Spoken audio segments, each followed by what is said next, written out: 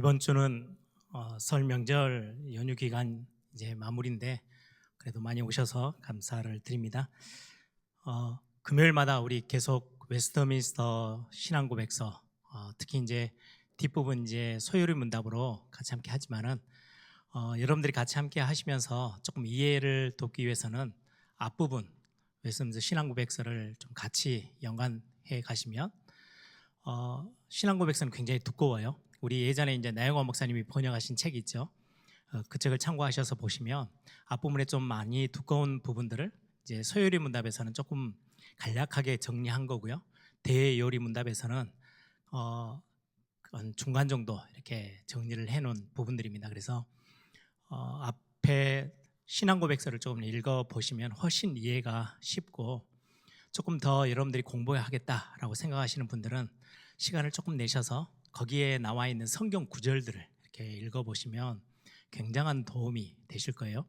우리가 교리라고 하면 단순한 어떤 지식 공부가 아니고 성경 전체에 우리의 신앙을 좀 다져나가는, 그래서 교리를 여러분들이 같이 함께 확인하게 되어지면은 그냥 우리가 경험적으로 알고 있는 신앙생활이 굉장히 뚜렷해지고 뿌리가 깊이 내릴 수 있는 또 장점이 있습니다. 그래서 여러분들이 웨스트민스터 신앙고백서 같이 함께 하시는 동안에는 굉장히 여러분들이 신앙이 좀 확인되어지고 또 깊이 뿌리 내려지는 그런 시간들이 되기를 소망합니다. 오늘은 제가 이제 금요일마다 필요하다면은 시간 안에 주제 이렇게 같이 함께 나눠서 같이 함께 해보려고 합니다. 오늘은 제 13문부터 19문까지 같이 함께 볼 건데요. 세 단락으로 나눠집니다.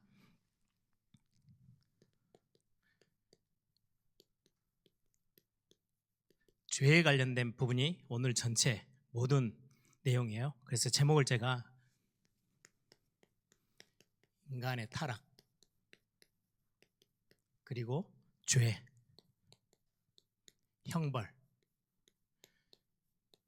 죄로 인한 형벌, 이게 이제 오늘 타이틀이면 이 부분은 13문부터 15문까지 이 부분들 좀 같이 다루려고 하고요. 우리 너무나도 잘 아는 원죄라는 여러분들 단어 아시죠? 이 부분은 16문부터 18문까지, 그리고 마지막은 죄의 결과 그리고 형벌, 이 부분이 19문에 해당된 부분들을 같이 함께 보겠습니다.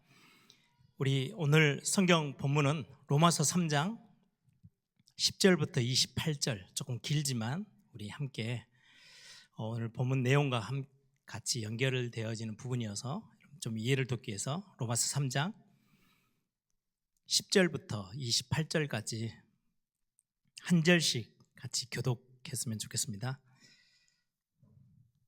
제가 10절 읽습니다. 기록된 바 의인은 없나니 하나도 없으며 다 치우쳐 함께 무익하게 되고 선을 행하는 자는 없나니 하나도 없도다.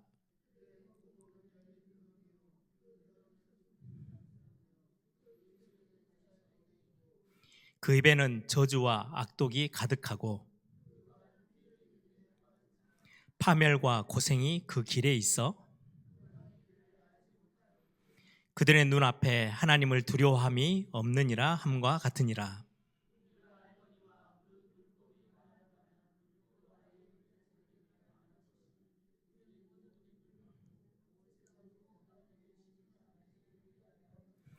그러므로 율법의 행위로 그의 앞에 의롭다 하심을 얻을 육체가 없나니 율법으로는 죄를 깨달음이라.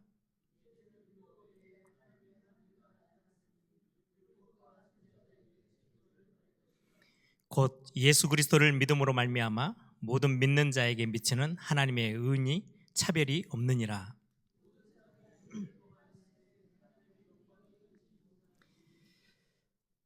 그리스도 예수 안에 있는 성령으로 말미암아 하나님의 은혜로 값없이 의롭다 하심을 얻은 자 되었느니라.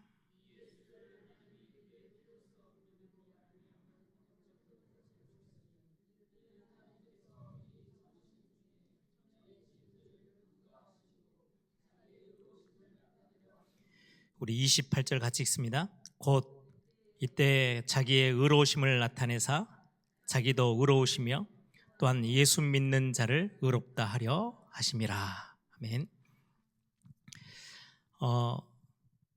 우리 PPT 한번 띄워주실래요? 13문부터 우리 15문 제가 질문을 읽고 여러분들이 답을 같이 함께 읽어보겠습니다.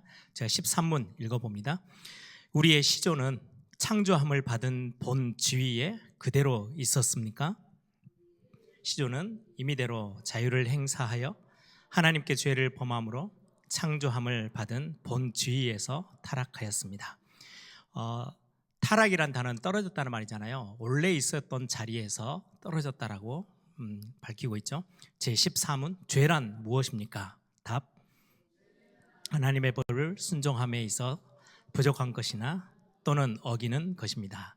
제15문 우리의 시조가 창조함을 받은 본 지위에서 타락하게 된 죄가 무엇입니까? 답, 우리의 시조가 창조함을 받은 본 지위에서 타락하게 된 죄는 그 금하신 실과를 먹은 것입니다. 예, 죄와 타락, 이제 13문부터 15문에 말씀하고 있는데, 죄란 무엇입니까? 하나님의 법을 순종함에 있어서 부족한 것이나 또는 어기는 것입니다. 이렇게 돼 있죠. 죄 그리고는 타락, 이 부분들을 살펴보는데 좀 두 가지를 참고하시면 되겠어요. 웨스트민스터 신앙고백서에는 이 부분을 정치적 성질, 성격이라고 표현하고요. 또 하나는 관계적,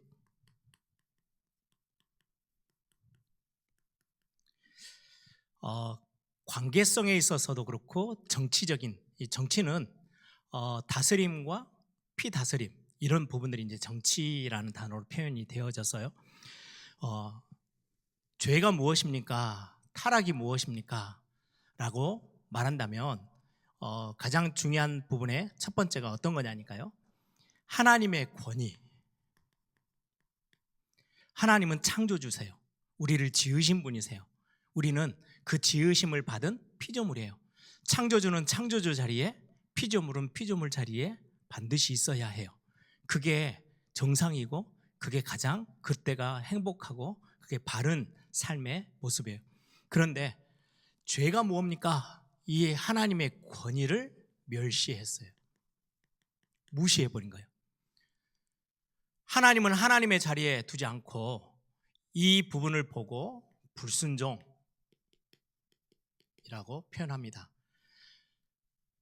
창조주가 피조물에게 명령하고 함께 약속을 해놓은 부분을 어긴 거예요. 권위를 멸시했대요. 그리고는 하나님이 우리에게 주신 자유의지, 하나님 우리를 로봇처럼 만들지 않으셨다고 했죠. 우리에게 프로그래밍을 딱 넣어가지고 하나님이 원하는 대로 잘 살도록, 그럼 하나님이 영광 받으실 일도 없고 그냥 우리는 그냥 나무처럼 그냥 가는 거예요. 그런데 우리를 하나님의 형상대로 창조해놓고는 우리가 임의대로 살도록, 우리의 자유의지를 가지고 살도록 하나님은 우리를 그렇게 지으셨어요. 그래서 이 자유의지를 가지고 여러분들이 나 하나님을 찬양할래, 그 자리에서만 하나님은 너무 기뻐하시는 거예요. 반대로 이 자유의지를 가지고 나는 하나님과 상관없는 삶을 살 거야 라고 하면 하나님의 마음은 찢어지도록 아픈 거예요. 하나님이 우리 인간을 뭔가 프로그램으로 만드신 게 아니고 자유롭게 의지를 가지고 살도록 하나님 우리를 창조하셔서 아주 독특하게 창조하셨죠.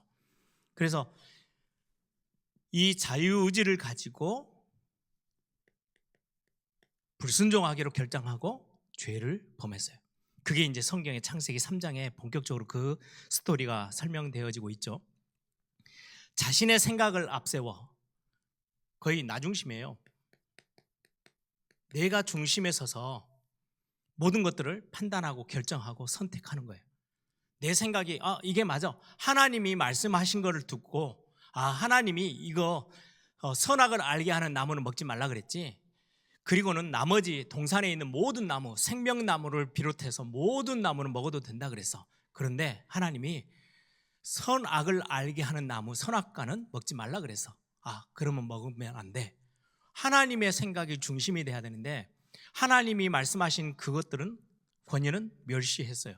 무시해버리고 내가 선택할 때 이 속임수를 가져다 준 존재는 있어요. 사단이라는 존재가 속여 들어왔죠.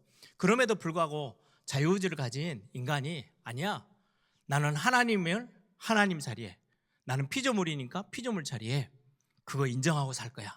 하나님이 먹지 말라고 한 선악을 알게 하는 나무 열매는 내가 먹지 않을 거야 라고 선택할 수도 있었어요. 그런데 자기가 중심이 되어져서 네가 하나님처럼 될 수 있어. 왜 하나님이 꼭 말씀하신 하나님의 권위 밑에서만 너가 살아야 돼? 너가 하나님처럼 그 자리에 서서 네 삶에 대해서 결정하고 선택하고 판단하고 움직이면 돼. 이게 사단이 인간을 교만하게 만들어서 하나님 자리에 올라서도록 만드는 가장 큰 죄예요. 교만하면요 아무 이야기도 들리지 않아요.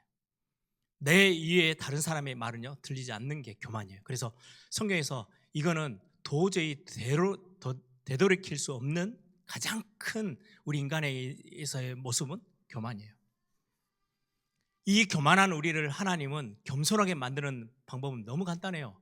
완전히 실패하고 망가져버리면 그제서야 천부의 의지 없어서 손 들고 옵니다. 그 자리로 가는 거예요. 그러니까 교만하면 하나님이 지으신 천사 중에 교만한 이 천사가 루시퍼가 하나님을 대항해서 그 자리에 하나님의 자리에 올라서고 싶었죠. 그걸 보고 교만이라고 해요. 그래서 이런 어떤 위치, 창조주와 피조물과의 관계 속에서 불순종했어요. 순종하지 않고 불순종. 하나님의 권위를 멸시하고 자기 스스로 죄된 자리로 내려간 거죠. 여기에 우리는 많은 질문을 받아요. 우리 청소년들부터 시작해서 어른들은 이제 말 않고 이렇게 다 아는 것처럼 있지만 속으로는 되게 이렇게 고민이 많은 거. 왜 그럴 거면 선악과를 만드셔서 굳이 인간이 안 먹어도 되는데 먹게 하셨습니까? 라는 질문은 여러분들 선악과가 없이 그냥 마음껏 다 먹어? 그거는 자기 의지와 아무 상관없이 살 수 있는 이 자유의지와는 상관없는 인간이에요. 그냥 하나님이 뭔가 이렇게 장난감 하나 만들어 놓고 그냥 뿌려놓는 거하고 똑같아요. 하나님은 우리 인간을 그렇게 지으시지 않으셨어요. 우리 인간이 하나님과의 관계 속에서 선택할 수 있는 의지를 주신 거예요. 그리고는 언약적인 관계 속에서는요, 야, 나는 너의 부모야, 너는 내 자식이야. 그러니까 이거는 하면 되고 이거는 하면 안 돼. 이렇게 뭔가 룰이 있잖아요. 그런 것처럼 하나님과 우리 관계 속에서 언약을 하나 딱 세웠어요. 모든 거 다 먹어도 돼. 선악을 알게 하는 나무는 네하고 나하고 약속해. 먹지 마. 안 먹는 거야.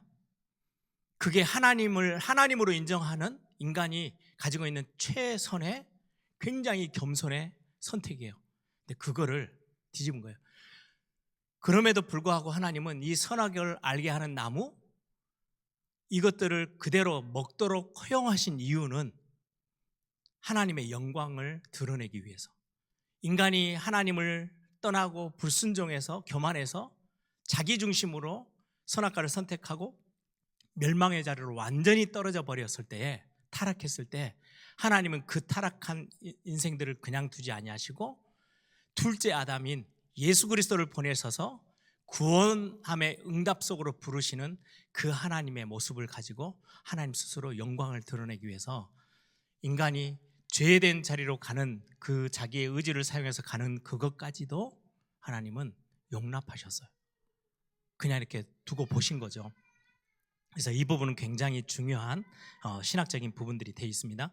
그래서 많은 사람들을 그리스도로 통해서 의인되게 하시기 위해서. 두 번째는 관계적인 거예요.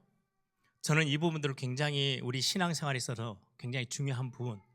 단순하게 하나님은 하나님 자리에, 우리는 우리 자리에, 이 정도가 아니고 창조된 우리 하나님의 형상대로 창조되었다라고 했을 때는 철저히 관계가 같이 함께 되어져 있어요. 그래서 오늘 본문에도 마찬가지로 읽었죠. 성경 본문 읽었죠. 로마서 3장 23절에 모든 사람이 죄를 범하였음에 벌을 받아야지, 형벌이 먼저 나온 게 아니고요, 모든 사람이 죄를 범해서, 그래서 하나님이 너무 안타까워 하시는 건 뭐냐, 하나님의 영광에 이르러서 같이 함께하고 같이 함께 뛰놀고, 요한계시록 뒷부분을 보세요. 새 하늘과 새 땅이 다시금 새롭게 되어졌을 때 하나님과 같이 함께 뛰노는 그 모습, 하나님과 함께 거니는 모습, 관계예요. 그래서 오늘 로마서 3장에도 보면 예수 그리스도가 오셔서 희생 제물이라는 단어를 쓰지 않고요, 화목 제물이라는 단어를 써요. 25절, 이 예수를 하나님이 그의 피로써 믿음으로 말미암는 화목 제물로 세우셨다. 화목이라는 단어는 관계 안에서 이루어지는 거예요. 그래서 웨스터민스터 신앙고백서에서도 관계적 성질, 죄를 지었다는 말은 관계가 끊어졌단 말이에요. 관계가 깨어져 버렸어요.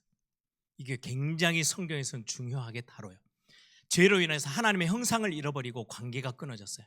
그래서 성경에도 보면 죄를 짓고 하나님의 낯을 피해 몸을 숨김, 점점 하나님을 멀리하는 거예요. 하나님을 뒤돌아서서 자꾸 관계를 멀리 벌려놓는, 이걸 보고 죄가 가지고 오는 것은 하나님과의 관계를 끊어버리고요, 하나님의 말씀을 무시하고 불순종하는 거. 그래서 여러분들이 복음 안에 들어와서 신앙생활을 잘한다라는 거는요, 말씀에 대해서 귀를 기울이는 거예요. 하나님의 말씀이 내 삶에 실제로 방향이 되어지도록, 그러면 창세기 3장의 정반대, 죄와 더불어 사는 인생이 아닌 죄의 반대편에 서서 가는 인생이 어떤 인생이냐, 깨끗하게 살고 바르게 살고, 이게 아니고요, 말씀을 듣기 위해서 여러분들이 청종하는 삶을 사는 거, 그게 죄와 정반대의 모습이에요. 그리고 관계 속에서는 뭔가 하나님과 함께하는 그 비밀들, 하나님이 나와 함께 계시지, 그것 때문에 하나님 앞에요 하나도 물어보고 하나님과 대화하고 하나님과 조금 더 친밀하게, 그래서 우리는 하나님을 내가 사랑하는 하나님, 관계하고 있는 하나님을 알고 싶어서 성경을 읽는 거, 성경을 읽어야 복을 받는 게 아니고요, 하나님과의 관계 안에서 내가 하나님을 좀 더 알고 싶어, 그래서 성경을 읽는 거예요. 그래서 신앙생활을 잘하는 거는 죄의 반대편에 서는 거예요. 죄라는 거는요, 윤리도덕적인 기준이 아니고 하나님과의 위치가, 하나님을 하나님의 자리로 두는 거. 그래서 다윗이 왜 그렇게 하나님이 이뻐하시고 기뻐하셨냐, 다윗을 보고. 다윗이 실수가 많은 인생이었잖아요. 그럼에도 불구하고 다윗은 생각날 때마다 하나님 앞에 했던 고백이 그거예요. 여호와는 나의 목자십니다. 그분이 나의 목자시고 나는 양이야. 그분이 나를 이끌어내는 대로 나는 가면 돼. 그분이 나를 푸른 초장으로 인도하실 거야.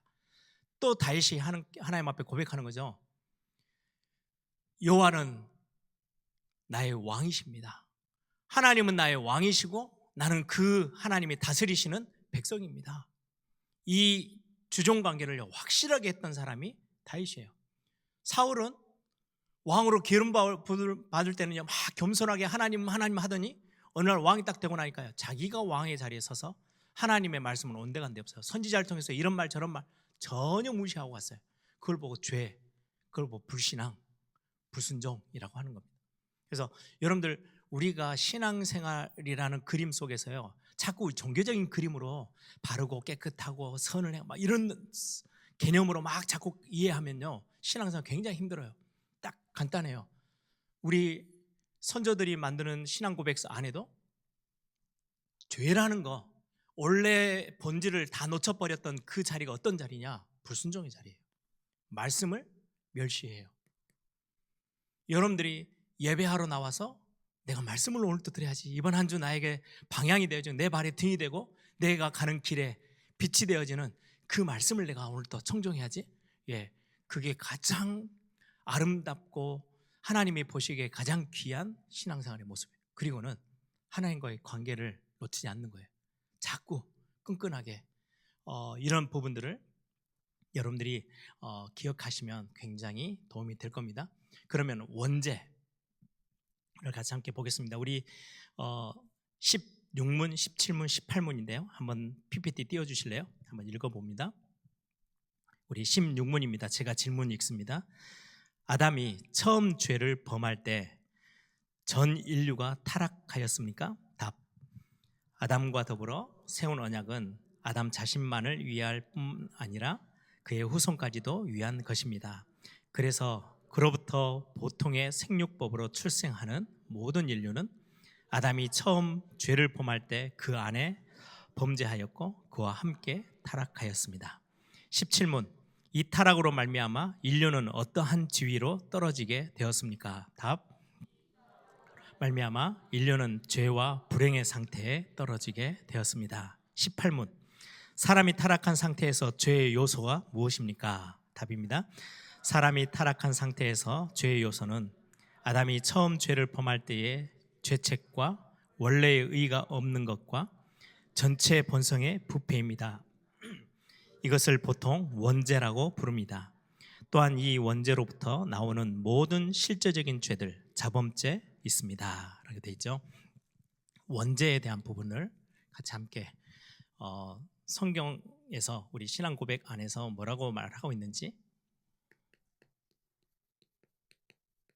원죄. 신앙 고백 안에서도 혈통적인 거, 육신적인 혈통적으로도 아담은 혈통적인 부분에 있어서도 대표였어요. 그리고는 언약적인 관계, 여기에 대표자예요.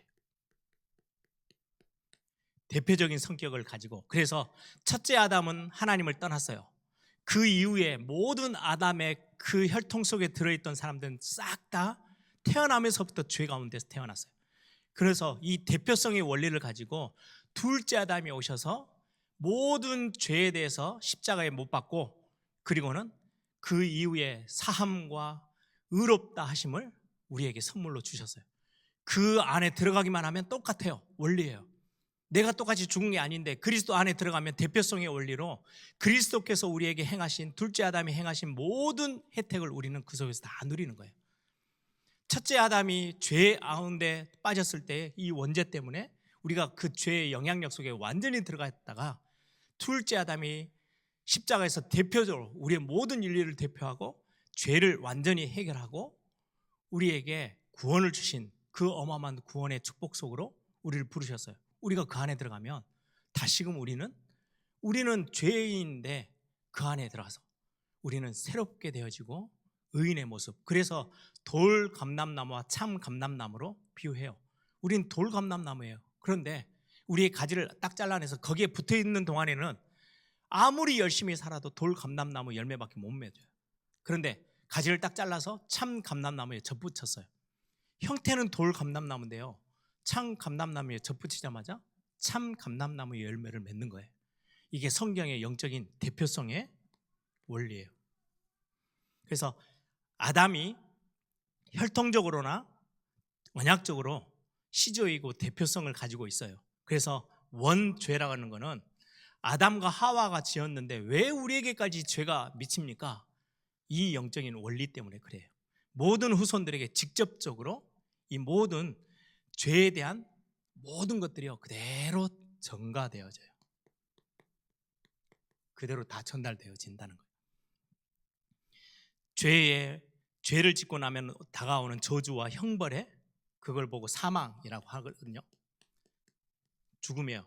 육신적으로도 죽고 영적으로도 죽는 그 사망 아래 우리가 처하게 돼요. 그러면 죄를 지어서 이 사망 아래 처하는 걸로 끝나는 게 아니고,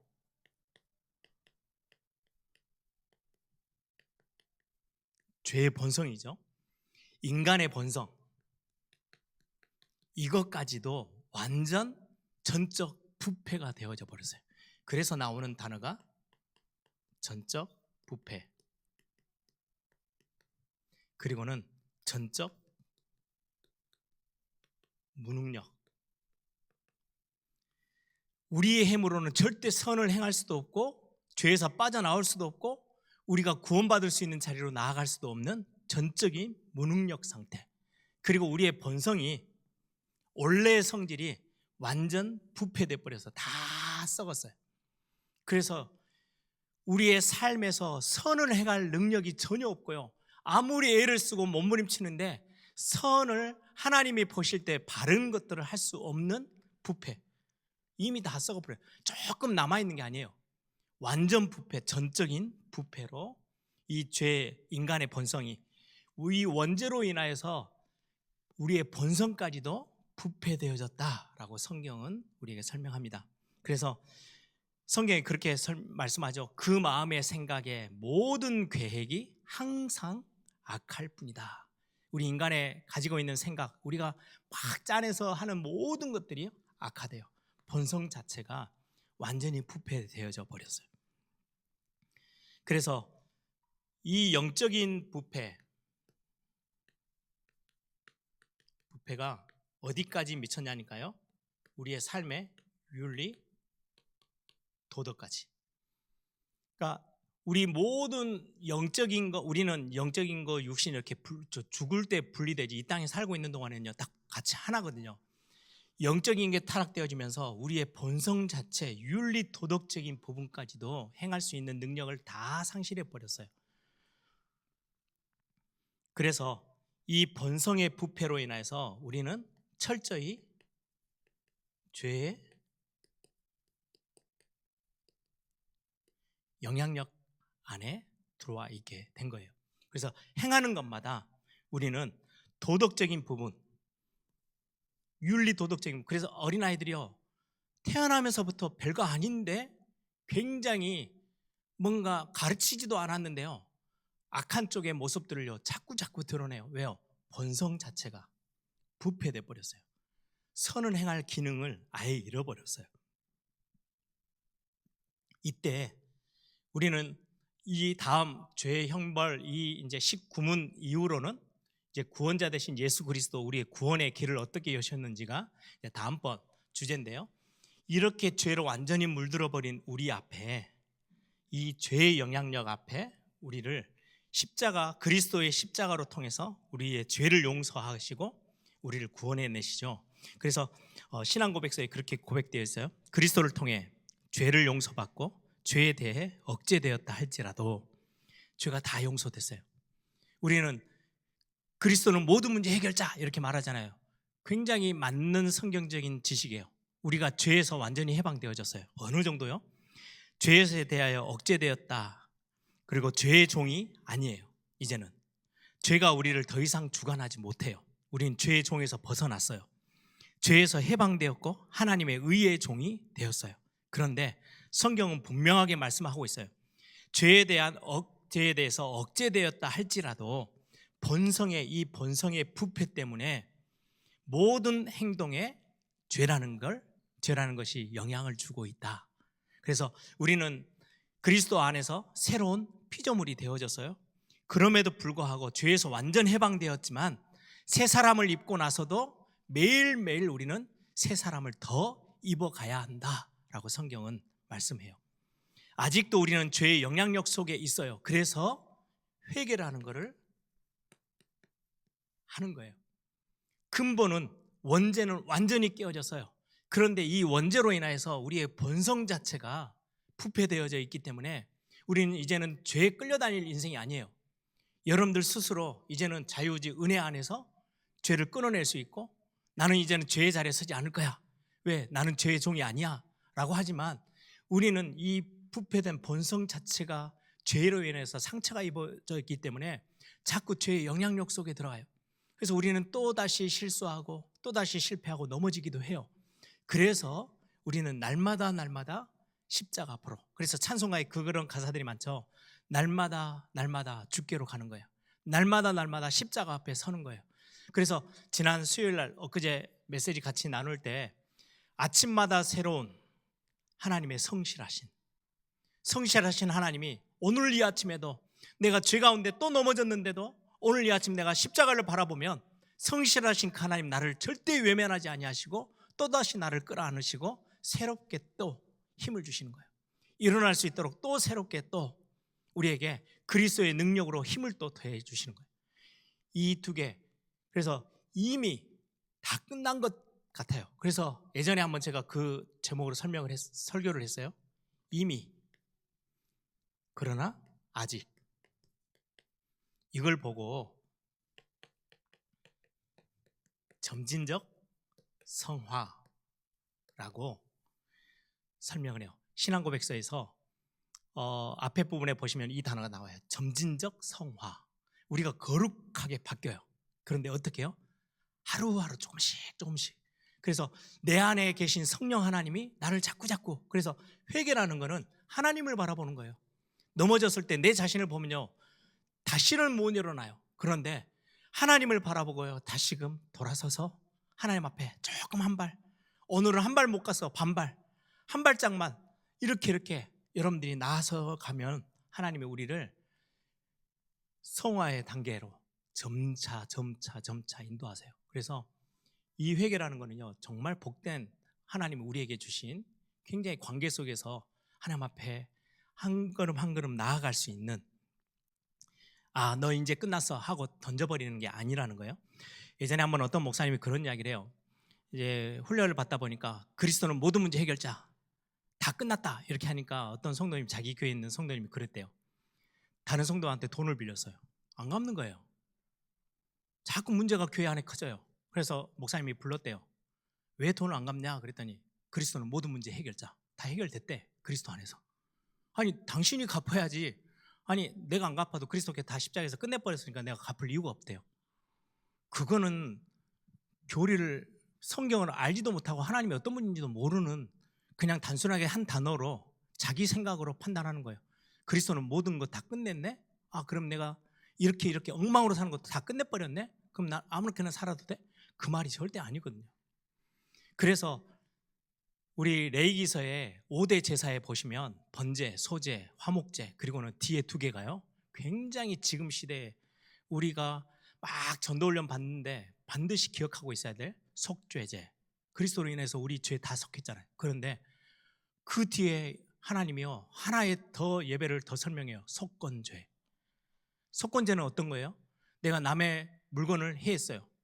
그러면은 5배로 갚는 거예요.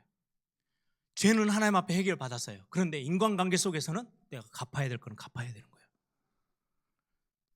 죄의 그 모든 물건을 해했다, 뭔가를 나쁜 짓을 했다, 그러면 거기에 대해서 5배를 갚아가야 돼요. 그게 속건죄에 굉장히 영적인 비밀이 담겨져 있어요. 그래서 하나님과의 관계도 중요하지만 우리 안에서의 사회 속에서, 인간관계 속에서도요 필요한 부분들은요 우리가 용서를 빌고 용서를 받고 하는 그런 모든 것까지가 같이 들어있는 게 이 원죄라는 비밀 속에 있는 부분들입니다. 그래서 날마다 십자가와 하나님의 은혜와 긍휼 앞으로, 아침마다 새롭고 늘 새로운 성실하신 하나님 앞으로 우리가 가는 겁니다. 마지막 19문 한번 올려주실래요? 죄의 결과. 19문입니다. 제가 질문 읽습니다. 사람이 타락한 상태에서 맛보는 불행은 무엇입니까? 답입니다. 모든 인류는 하나님과의 교제가 끊어짐으로 말미암아 그의 진노와 저주를 받아 금생에서 모든 불행과 사망을 당하고 영원히 지옥의 고통을 받게 되는 것입니다. 죄의 결과는 비참해요. 이게 죄의 결과예요. 하나님과의 관계가 완전히 끊어지고 영원한 지옥의 고통을 받게 되는 것. 그런데 하나님이 이 상태를 그냥 두지 아니하시고 구원의 길을 여셨어요. 이걸 보고 하나님의 사랑, 은혜, 긍휼하심이라고 성경은 말씀합니다. 한 가지만 여러분들 기억하시면 돼요. 많은 사람들이 우리가 죄를 짓는 게 창세기 3장에 사단이라는 존재가 나오죠.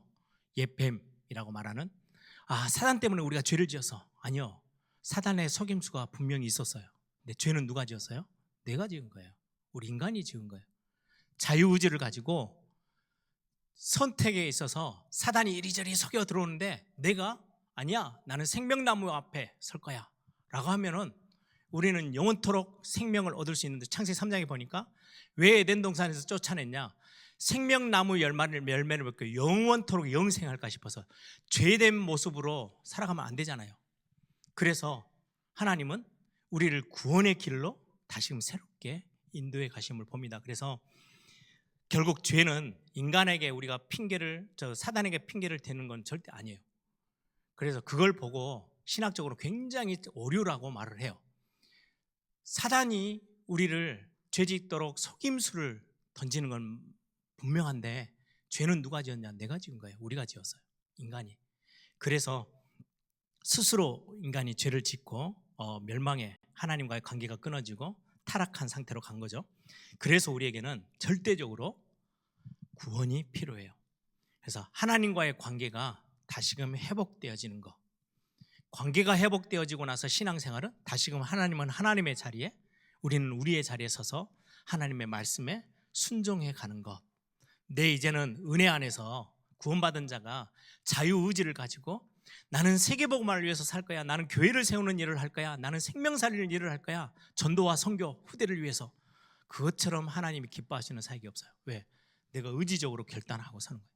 그래서 빌립보서 2장 13절에 내가 하나님 앞에 소원을 두고 행하는 것, 그것처럼 하나님이 기뻐하시는 사역이 없어요.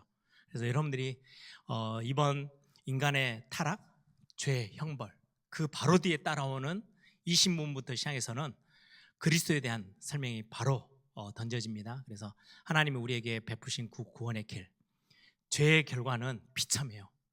영원한 지옥의 고통을 맛봐야 되고 하나님과의 관계는 영원히 끊어져 있어야 될 우리를 하나님이 그냥 두지 않으셨다고 성경은 우리에게 말씀합니다. 그래서 죄에 대해서 몇 가지 우리가 알고 있는 부분들을 다시금 확인하고 그럼에도 불구하고 우리에게 은혜를 베풀어 주신 하나님, 그 구원의 여정을 우리에게 시작해 하시는 그 하나님을 다시 한번 우리가 바라보는 오늘도 최고의 멋진 응답의 날이 되기를 소망합니다. 이 시간 한번 다 같이 한번 기도하겠습니다. 우리에게는 구원이 필요합니다. 하나님과의 관계 다시금 회복되어져서 이제는 거의 구원받아가지고 겨우 달랑달랑 구원에 매달려 있는 게 아니고 의지적으로 우리가 자유의지를 가지고 하나님의 영광을 위하여, 교회를 위하여, 세계복음을 위하여 살아가는, 하나님을 찬양하고 예배하는 그 자리에서는 우리의 모습 되게 해달라고 이 시간에 다 같이 한번 통성으로 함께 기도하겠습니다.